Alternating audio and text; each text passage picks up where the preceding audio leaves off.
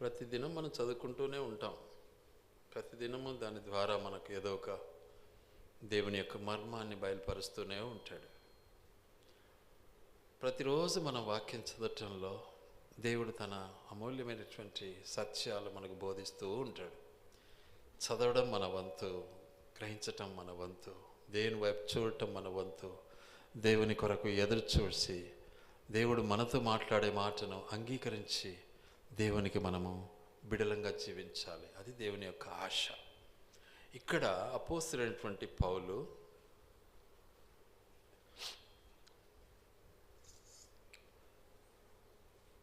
చక్కగా తను ఆ పరిస్థితులలో ప్రజెంట్ ఉన్నట్లుగా మనకు బోధిస్తూ ఉన్నాడు.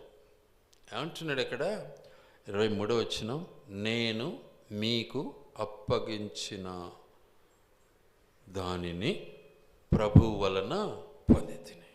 చూసారా, దేవుడు నిజంగా అప్పగించినటువంటి తన యొక్క అమూల్యమైనటువంటి ఉద్దేశాన్ని అపోస్తలుడైనటువంటి పౌలు చక్కగా వివరిస్తూ ఉన్నాడు. దేవుని ద్వారా నేను పొందాను, ఆయన ఇచ్చాడు నాకు ఇది అంటున్నాడు. ఆయన ఇచ్చాడు. కానీ ఒకనాటి పౌలు ఎలా ఉండేవాడు అంటే, ఆయనకు 2 పేర్లు ఉన్నాయి కదా. ఒకటేమో సౌలు, రెండవదేమో పౌలు. సౌలు ఆయన పేరే, పౌలు ఆయన పేరే, 2 ఆయనకే పేర్లు. నేను ఇప్పుడే చెప్పాను, నేను ఆ ప్రాంతంలో అక్కడ సేవ చేస్తూ ఉంటే నన్ను ఏమని పిలిచేవారు? అందరూ బాబయ్య బాబయ్య అని పిలిచేవారు. నేను నా గ్రామానికి వెళ్తే అందరూ ఏమని పిలుస్తారు? బాబు అని పిలుస్తారు. అది నా పేరే. కానీ విక్టర్ శాంసన్ కూడా నా పేరే. ఆ రోజుల్లో ఇజ్రాయేలీయుడిగా సౌలుగా పేరు పెట్టబడ్డాడు. గ్రీకులో ఎప్పుడైతే గ్రీకు భాష నేర్చుకున్నాడో, గ్రీకు అనుసారముగా గ్రీకు యొక్క భాష మేరకు ఆయనకు పౌలు అని ఆపాదించబడింది. 2 పేర్లు ఆయనయే. కొన్ని పర్యాయాలు మనం ఏం చేస్తామంటే, ప్రభు ఆయనను సంధించిన తర్వాత పౌలుగా మార్చబడ్డాడు కాదు. నేను కూడా అట్లే అనుకున్నాను ఫస్ట్. మళ్ళీ కొందరు స్కాలర్స్ చెప్పడంలో నాకు అర్థమైంది, 2 పేర్లు ఉన్నాయి ఆయనకే. సౌలు అంటే నాకు తెలిసి దేవుని స్తుతించటం, పౌలు అంటే అందరికంటే చిన్నవాడు అని అర్థం, అంతే. కాబట్టి ఈ సత్యాలు మనం తెలుసుకోవాలి. అయితే ఈ పౌలు గారు ఏం చేస్తున్నారు అంటే, వాస్తవానికి పట్టబడ్డాడు ప్రభు చేతిలో. ఎంతో దౌర్జన్యానికి పాల్పడి ఎంతో క్రూరంగా ప్రదర్శిస్తున్నప్పుడు దేవుడు పట్టుకున్నాడు. ఎక్కడికి వెళ్తున్నావు అన్నాడు. అంటానే ఏమన్నాడు తెలుసా? ఈ భాగం మేము నైట్ చదువుకున్నాము, ఒకసారి జ్ఞాపం చేసుకుందాం. అపోస్తుల కార్యం 9వ అధ్యాయం.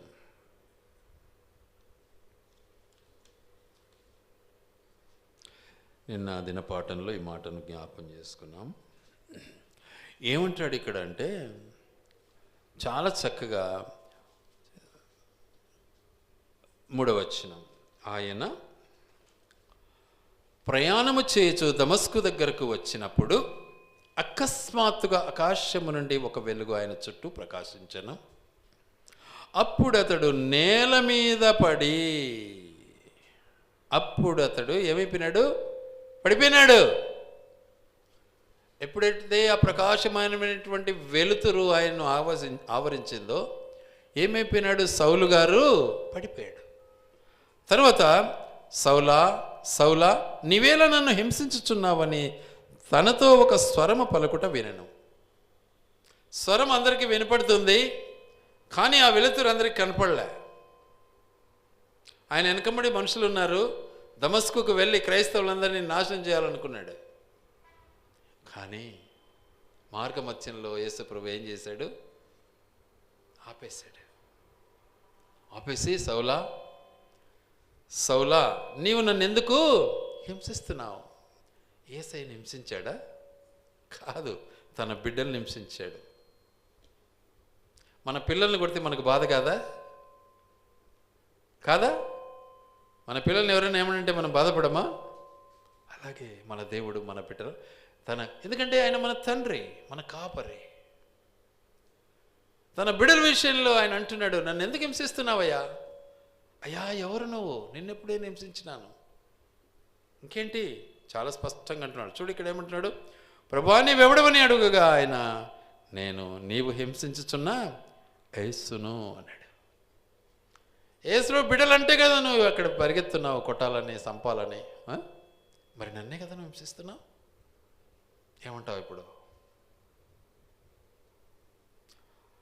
ఆయన చెప్పకముందే ఏమన్నాడు ఆయన? ప్రభువా అన్నాడు. చూసారా? అక్కడ ఎవరు వచ్చారు? ప్రభు వచ్చాడు. ఆ మహా వెలుతురు, అద్భుతమైనటువంటి చల్లటి వెలుతురు, సూర్యరశ్మి కాదు అది, చల్లదనంతో కూడినటువంటి వెలుతురు అది. ఆ వెలుతురును చూశాడు. ఏమంటున్నాడు? ప్రభువా, ప్రభువా నీవెవరు అనగానే ప్రయాణం చేసిన మనుషులు ఆ స్వరము వినిరి కానీ ఎవరిని చూడక మౌనులై నిలబడిరి. స్వరం విన్నారు అందరూ, కానీ మనిషిని చూడలే. సౌలుకు ఒక్కరికే కనబడ్డాడు దేవుడు. ఆ దర్శనం, దేవుని దర్శనం చాలా గొప్పది. అట్టి ఆ దర్శనం మేరకు దేవుడు ఏం చేస్తాడు? నిన్ను అభయం ఇచ్చి నడిపిస్తాడు. నీకు అభయం ఇచ్చి నడిపిస్తాడు, ధైర్యపరుస్తాడు, బలపరుస్తాడు. కాబట్టి నువ్వేమీ భయపడొద్దు అని ఇర్మియాతో చెప్తాడు. నీవేమీ భయపడొద్దని హెజ్కేలుతో చెప్తాడు. నీవేమీ భయపడక మాట్లాడమని అపోస్తలుడైనటువంటి పౌలుతో చెప్తాడు. చూడండి 18వ అధ్యాయం అపోస్తల కార్యము 9-10 వచనాలు చదువుకుందాం.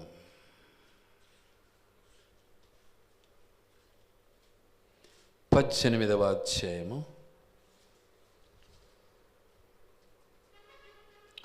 9-10 వచనాలు చదువుకుందాం.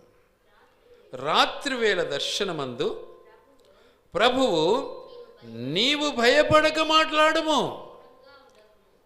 మౌనముగా ఉండకము, నేను నీకు తోడై ఉన్నాను, నీకు హాని చేయుటకు నీ మీదికి ఎవ్వడునూ రాడు, ఈ పట్టణములో నాకు బహుజనమున్నది అని సౌలుతో చెప్పగా. చూసారా? ఈ పట్టణము నాది అనలేట్ను దేవుడు. ఈ పట్టణములో బహుజనమున్నది.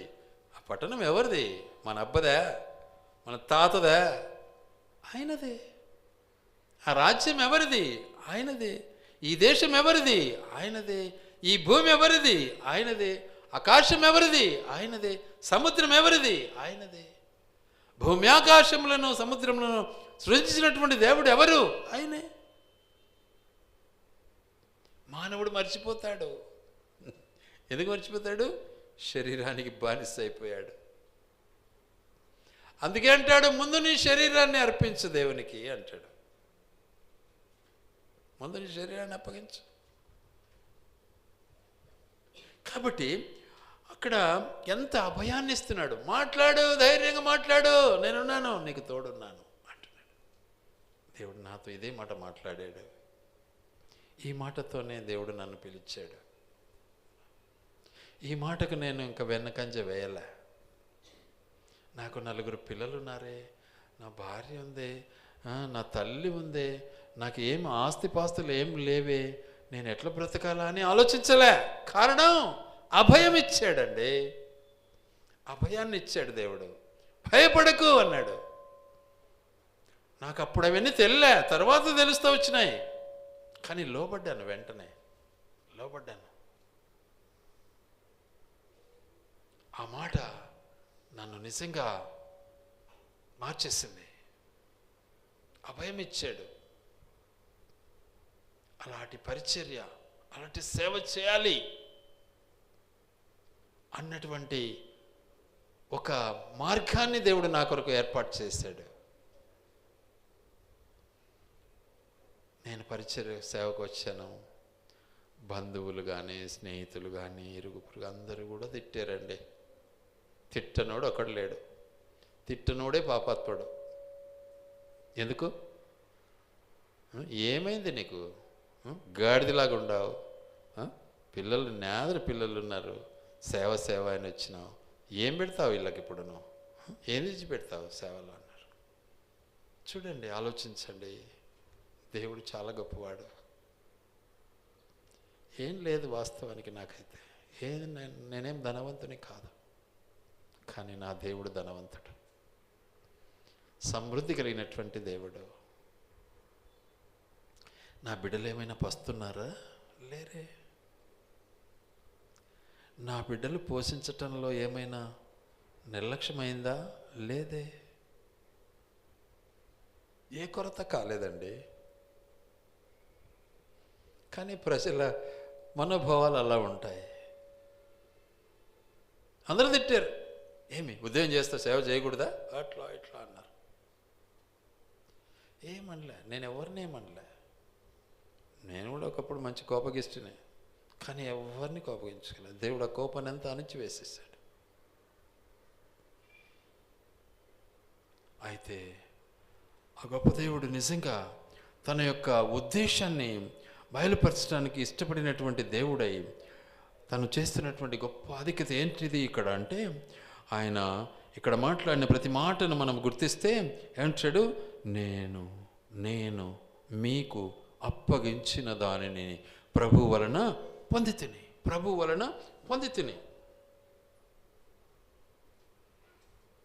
దేవుడు నాకు ఇచ్చిన పనిని నేను నెరవేర్చటం.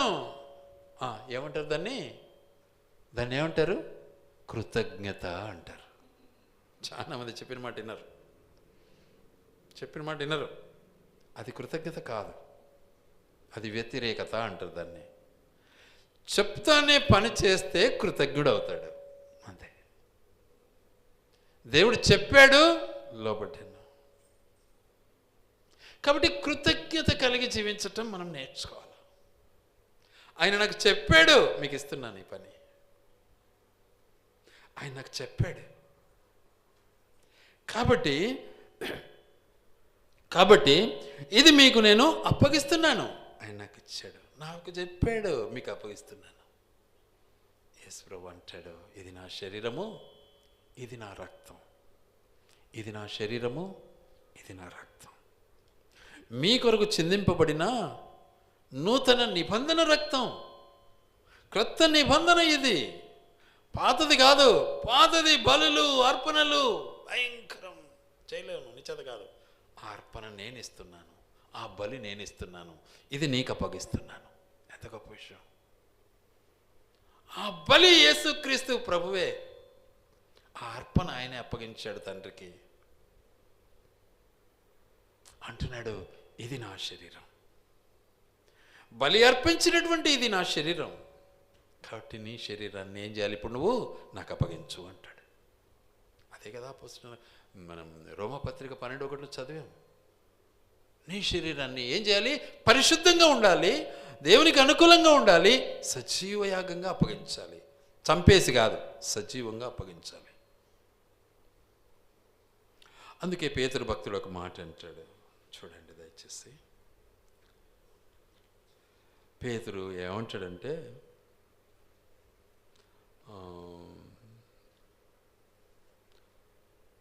మొదటి పత్రిక 2వ అధ్యాయం 5వ వచనం చదువుకుందాం.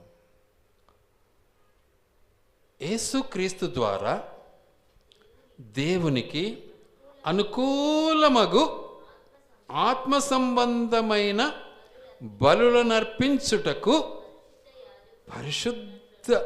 పరిశుద్ధ యాజకులుగా ఉండునట్లు మీరును సజీవమైన రాళ్ల వలె కట్టబడాలి.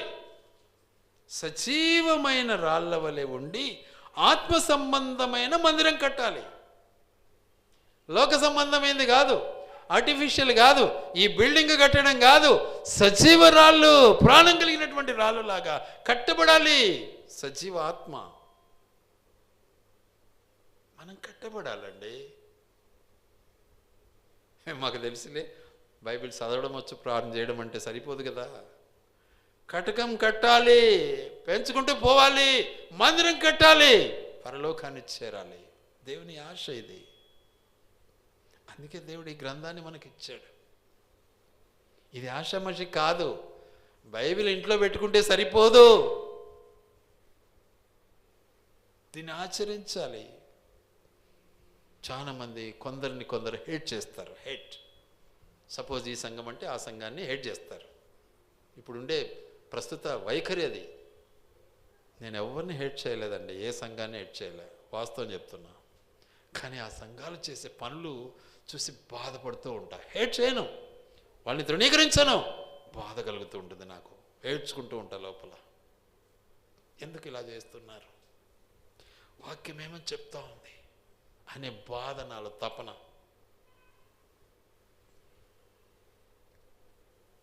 బాధపడుతూ ఉంటా.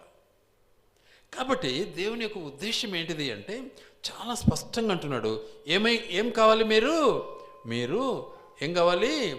అనుకూలములకు ఆత్మ సంబంధమైన బలులను అర్పించుటకు. ఆత్మ సంబంధమైన బలి కావాలి దేవునికి. నీ శరీర సంబంధమైన బలి కాదు. నాకు తెలుసులే, బలిస్తానులే అంటే కుదరదు. ఆత్మ సంబంధమైన బలి కావాలి.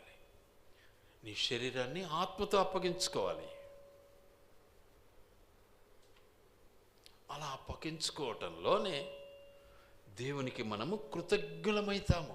ఇది కృతజ్ఞతా భావము. ఈరోజు మనం ఆయన బలలో చేయాలి అంటే ఆ బల్ల అంటే ఏంది? ఆయన శరీరము, ఆయన రక్తం.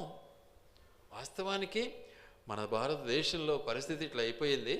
కానీ ఆనాడు వాస్తవానికి చెప్పాలి అంటే ప్రభురాత్రి భోజనము అంటే భోజనమే, అది వాస్తవానికి భోజనం దాని పేరు.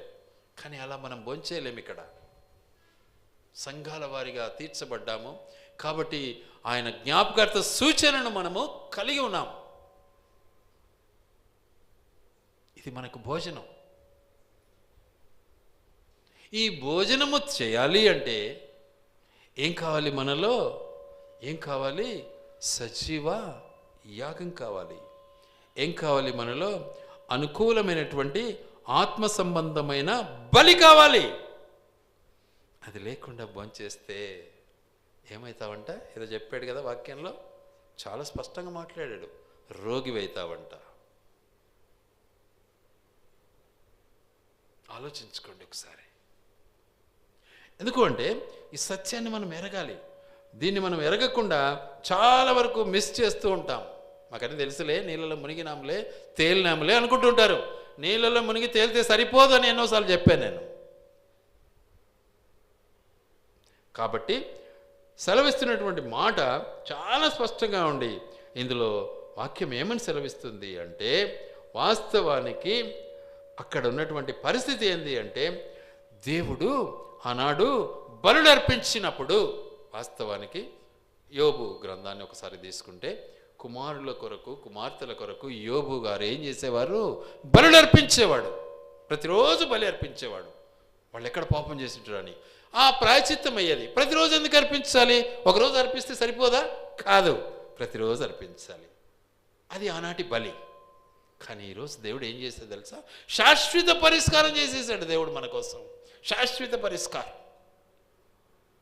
ఒక్కసారే బలి అర్పించాడు. ఆ ఒక్క బలియాగము ద్వారానే మనకు విముక్తి ఇచ్చాడు, మనకు విడుదలిచ్చాడు, విమోచన ఇచ్చాడు, రక్షణ ఇచ్చాడు. ఆ రక్షణ పాత్ర మనకు అందించాడు. దీన్ని మీరు జ్ఞాపం చేసుకోండి అన్నాడు. ఏంటిది రక్షణ పాత్ర? నీ కొరకై విరువబడిన నా శరీరము అన్నాడు అక్కడ. నీ కొరకై చిందింపబడినటువంటి నా నిబంధన రక్తము అన్నాడు. నిబంధన చేసుకున్నాడు. ఎవరితో? తండ్రితో. నీవు నాకు ఇచ్చిన పనిని నేను సంపూర్ణంగా నెరవేర్చానంటాడు యోహాను సువార్త 17లో.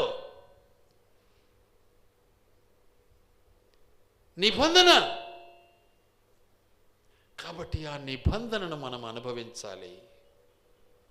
అనుభవించకుండా పాలు పొందుతున్నావనుకో, రోగివే, పాపరోగివి.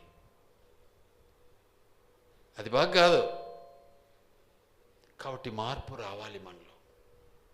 గనుక కాబట్టి అన్నాడు అక్కడ, రోమా పత్రికలో మనం చదివాం. కాబట్టి అన్నాడు అంటే ముందటి 11 అధ్యాయాల పరిధి ఏంటిది అంటే బలులు అర్పించటం. కాబట్టి ఇప్పుడు సజీవ బలి కావాలి. ఇంటికి పోయి చదవండి, బాగా వాక్యం బాగా చదవాలా. ఆశామాసిగా చదివితే అర్థం కాదు. నేను ఇప్పుడు చదువుతున్నాను కాబట్టి చెప్తున్నా.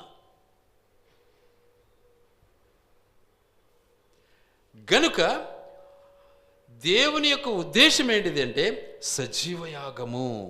సజీవయాగము దేవునికి అవసరమై ఉన్నది.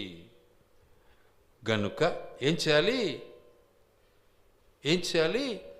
ఏది చేసినా మన కోసం కాదు చేయాల్సింది. ఎవరి కోసం చేయాలి? మనం ఆయన కోసం చేయాలి. కానీ మనం ఏం చేస్తాం? మన కోసం చేస్తాం. మన కోసం. బాప్తిసం ఎందుకు తీసుకుంటాం? మన కోసం తీసుకుంటాం. రొట్టె రసం ఎందుకు తీసుకుంటాం? మన కోసం తీసుకుంటాం.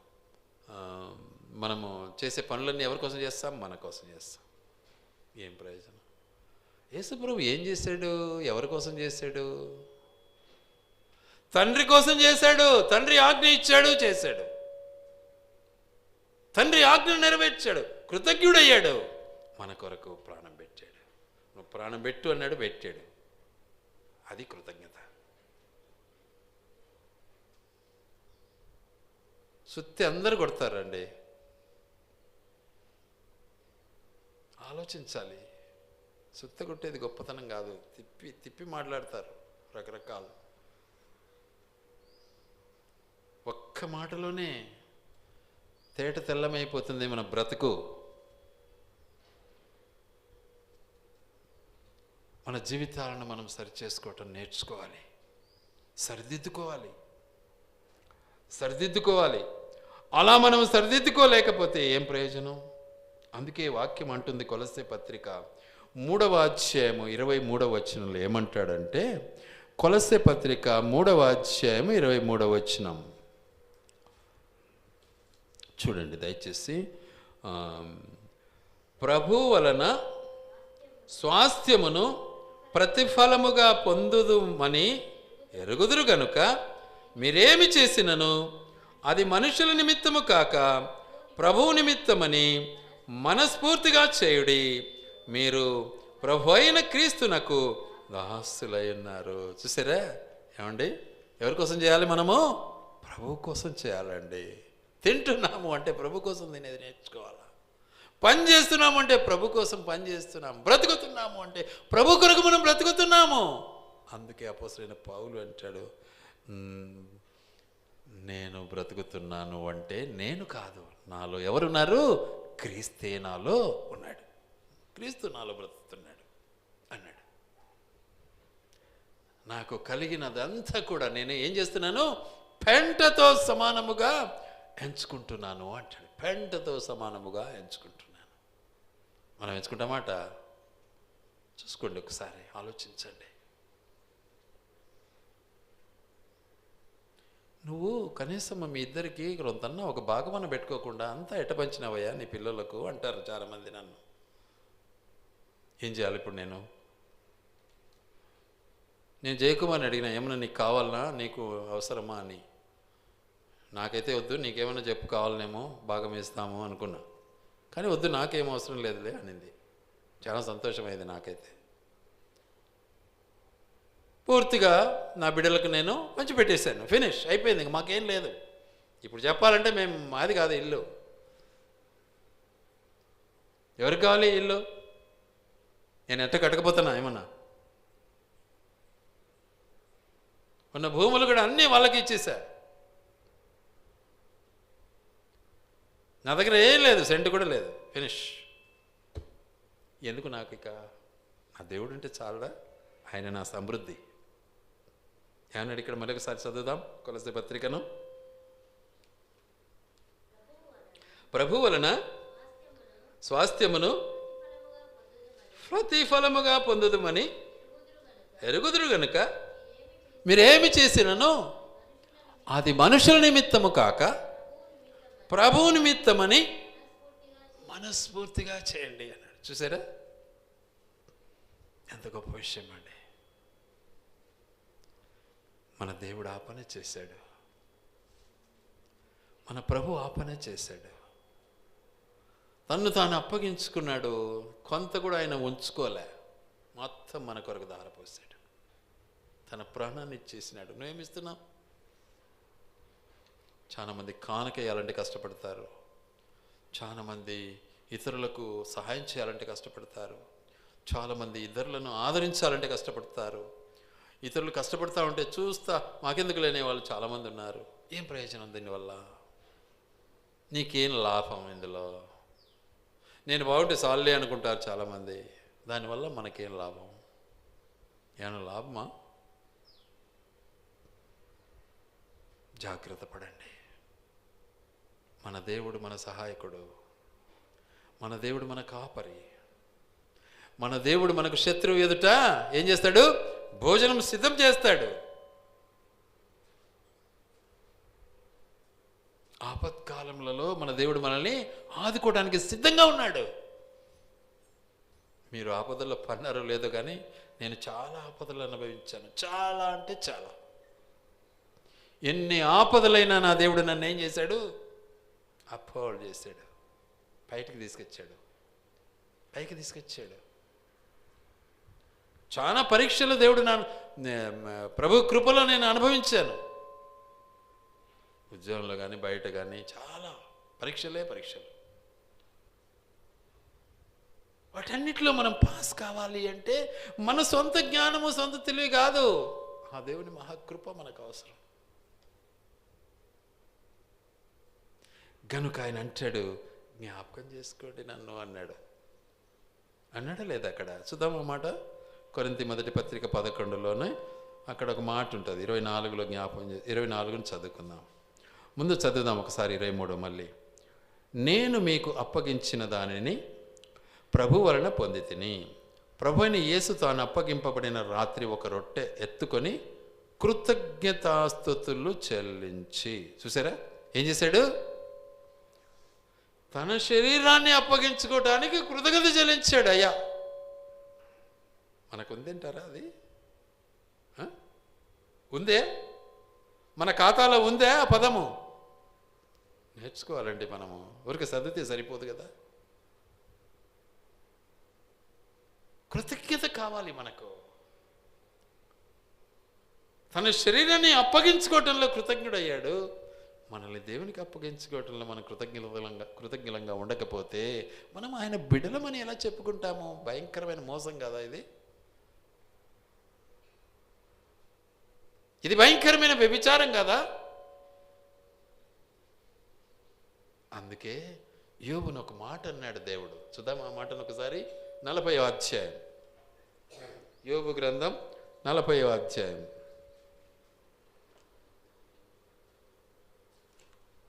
చూడండి దయచేసి, ఒక మాట అక్కడ ఉంది, నాకు భలే ఆ మాట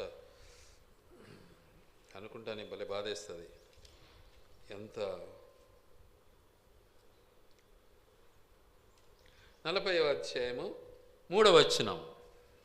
అప్పుడు యోబు యెహోవాకు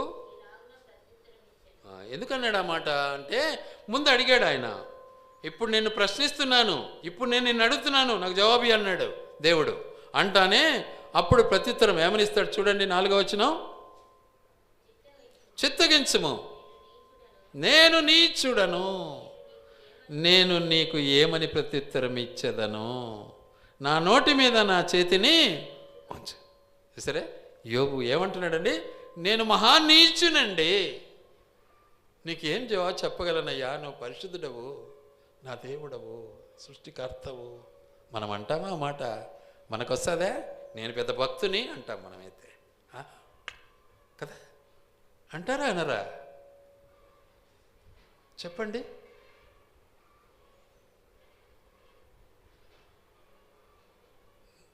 ఏం ప్రయోజనం? కాబట్టి మనం దేవునికి అప్పగించుకోవాలి, కృతజ్ఞత చెల్లించాలి. నెక్స్ట్ వర్డ్ ఏమనింది చూద్దాం ఒక మాట. 24వ వచనం, దానిని విరిచి ఇది మీ కొరకైన నా శరీరము నన్ను జ్ఞాపకము చేసుకుంటకై దీన్ని చేయడని చెప్పాను. చూసారా, దేన్ని జ్ఞాపకం చేసుకోవాలి?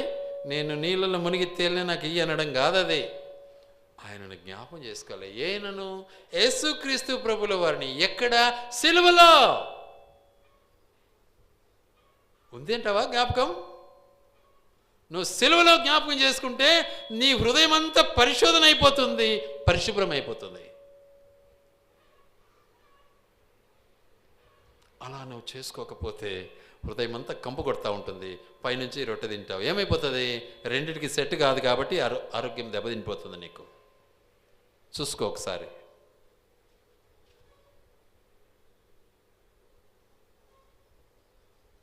ఇవన్నీ బాగా ఆలోచించాలి మనం. వీటిని మనం కనుక్కోవాలి, వీటిని మనం తెలుసుకోవాలి, వీటి భావాల అర్థాలు మనం తెలుసుకోవాలి. కాబట్టి నన్ను నువ్వు జ్ఞాపకం చేసుకో. సిలువలో నేనున్నాను. ఆ సిలువను దర్శించు ఒకసారి. అప్పుడు ఆ సిలువ నిన్నేం చేస్తుంది? ఆ సిలువ నిన్నేం చేస్తుంది? జ్ఞాపక సూచనగా నువ్వు అనుభవించినట్లయితే నీ శరీరము ఏమైపోతుంది? సజీవ యాగమైపోతుంది. నిన్ను నువ్వు నీ దేవునికి సమర్పించబడతావు. ఆ సిలువే నీకు జ్ఞాపకం లేదంటే నీ శరీరమే నీకు ఏమైపోతుంది? విగ్రహం అయిపోతుంది. ఆలోచించుకో ఒకసారి.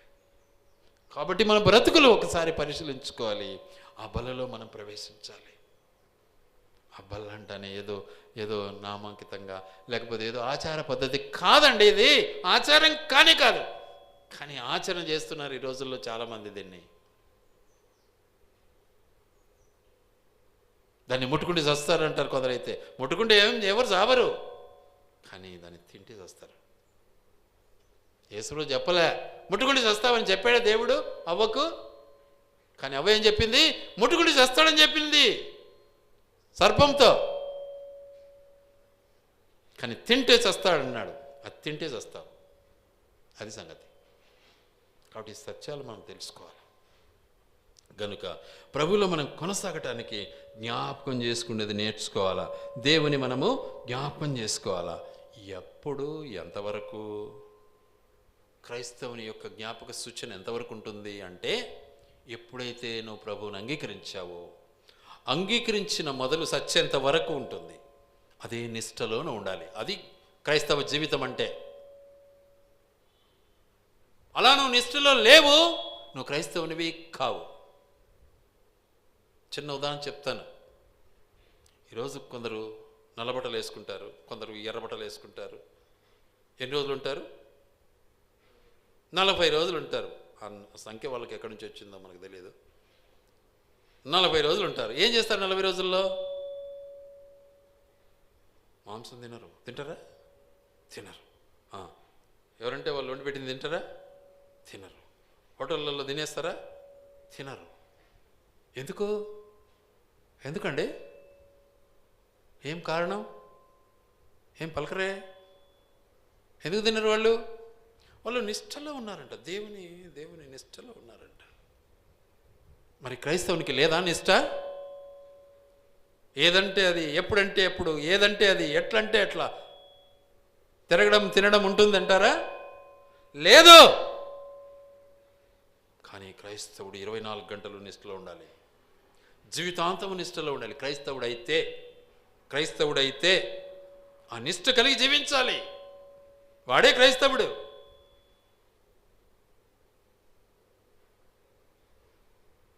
ఆ నిష్ట నీలో లేదా, నువ్వు క్రైస్తవునివి కావు, వేషధారివి. ఆ నిష్ట అవసరం. ఆ నిష్టను కాపాడుకోవాలని నేను ఎంతో ప్రయాసపడడానికి ఇష్టపడుతూ ఉంటా. చాలాసార్లు చాలామంది ఇబ్బంది పెడుతూ ఉంటారు. కానీ దేవుని కృప వల్ల అధిగమించడంలో కృప చూపాడు దేవుడు. నడుచుకుంటూ వెళ్తూ ఉంటా. కానీ అని ఆలోచించండి ఒకసారి. గమనించటంలే ఎవరు సరిగా. గమనిస్తే అర్థమవుతుంది ఏంటిది పరిధి అని. కారణం ఎందుకు గమనించరు? శరీరాన్ని చూస్తూ ఉంటారు. ఆ ఆ అక్క బాగుంది, ఆయన బాగుంటాడు, ఆ బట్టలు బాగున్నాయి, ఆ చీరలు బాగున్నాయి, ఆ నగలు బాగున్నాయి, వాళ్ళ ఆస్తి భలే ఉంది, వాళ్ళ కారులో ఉన్నారు, వాళ్ళ బంగళా. ఆటికే పరిమితం అయిపోయినారు చాలామంది. బైబిల్ పట్టుకునే వాళ్ళు కూడా ఆడనే ఉండారు ఇప్పుడు చాలామంది. దానివల్ల ఆత్మీయత దెబ్బతినిపోయింది. కాబట్టి కృతజ్ఞత కలిగి ఉండు. రెండవది ఏమై ఉండాలి? నువ్వు జ్ఞాపకం చేసుకుంటూ ఉండు. దేన్ని? సిలువను. కలువరి సిలువను జ్ఞాపకం చేసుకోవాలి. ఊరికే కాదు, ఆ సిలువ అంటానే ఏదోలే అయిపోయింది, లేసుడు మా కోసం సిలువలో అంటానే సరిపోయిందా? What out you? నీ పరిస్థితి ఏంటి? నీకు ఆ సిలువ దృశ్యం అవసరం లేదా? ఆ నిష్ఠ నీకు అవసరం లేదా? ఆ పద్ధతి నీకు అవసరం లేదా? మరి ఎలా నమ్ముకున్నావు? ఎలా నమ్మానంటావు? మోసం కదా? అబద్ధం కదా? వేషధారణ కాదా అది?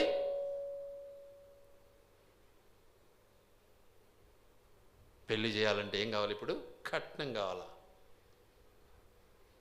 వాస్తవానికి బైబిల్ ప్రకారము కట్నం ఎవరు ఇవ్వాలి? ఎవరు ఇవ్వాలి తెలుసా? చిన్న ఉదాహరణ చెప్తాను. అబ్రహాము తన కుమారుని కోసము కోడల్ని తీసుకురమ్మని పంపించినాడు ఎలియాజర్ను. ఏం చేశాడు? సొమ్ములన్నీ ఇచ్చి సరైనటువంటి అమ్మాయిని తీసుకుని రా అని బంగారు వెండి అన్నీ ఇచ్చి పంపించినాడు.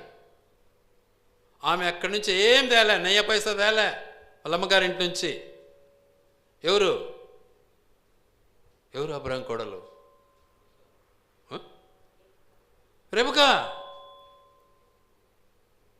సారమ్మ మేనగోడలే, ఆమె ఎవరో కాదు, తమ్ముని కూతురే.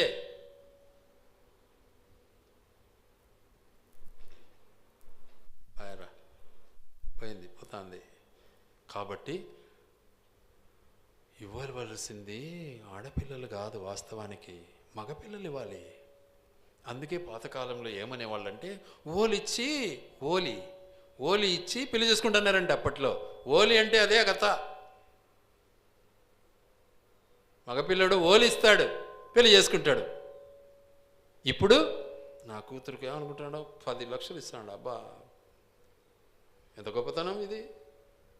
అడక్క తింటాను నేను చెప్పలేటను. ఎంత ఇస్తావు కట్నం? దేహి అని అడుక్కోపో. ఒక సంచిపట్ట పరుచుకొని కింద రోడ్డు మీద కూర్చొని అడుక్కో. చూడు ఎంత దారుణమైన పని. మన దేవుడు మన కోసం ప్రాణం పెట్టాడండి. ప్రాణము ఎవరి కోసం పెట్టాడు? మన కోసం పెట్టాడు. ఎవరి కోసం పెట్టాడు? తన భార్య కోసం పెట్టాడు. ఎవరి కోసం పెట్టాడు? తన సంఘం కోసం పెట్టాడు. ఎవరి కోసం పెట్టాడు? మనందరి కోసం పెట్టాడు. ప్రపంచం కోసం పెట్టాడు. మనమంతా ఆయన దృష్టిలో ఆయన మనకేమై ఉన్నాడు? భర్త అయి ఉన్నాడు. ఆయన పెట్టాడు మన కోసం ప్రాణం. నువ్వేమంటున్నావు?